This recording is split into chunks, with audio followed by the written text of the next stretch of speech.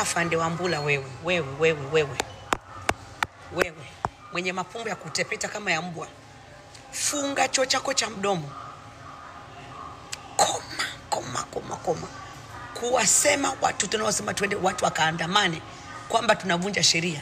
Anayevunja sheria ni huyo mamako mzazi ile kutoa kumani, huyo Samia na huyo msenge mwenzio Kikwete naye kufira mbele na nyuma. Kuandamana ipo kwa mujibu wa sheria, kudai haki. Wanaovunja sheria huwaoni. Humuoni Samia mamako mzazi huyo? Malaya wewe nani mnayetombana naye na kufirana naye? Nakuuliza. Huoni wanaovunja sheria wakina Kikwete? Yaani watu kuandamana ni kuvunja sheria.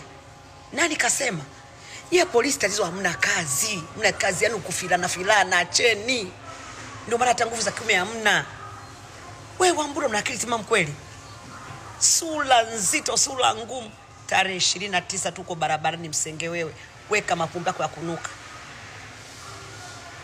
Kiama chenu kinakuja na kinakuja kwa nguvu sana.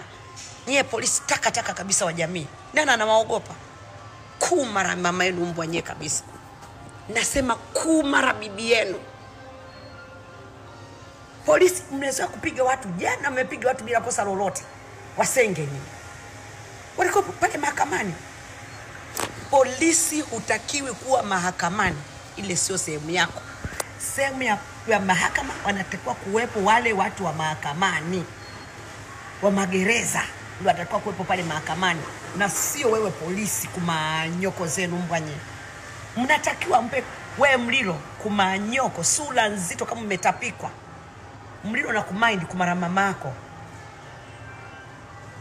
Na nyie polisi wote Wasenge kumara mama yenu. Kupiga raia bila kosa. Haya matusangu ni madogo kwa jinsi mlivyopiga watu. Na hamjaanza leo. Hatuogopi vipigo vyenu, tutapigana na nyie mbwa nyie. Tarehe 29 mwezi wa 10 mwezi ujao. Barabarani tunakiwasha kumanyoko zenu.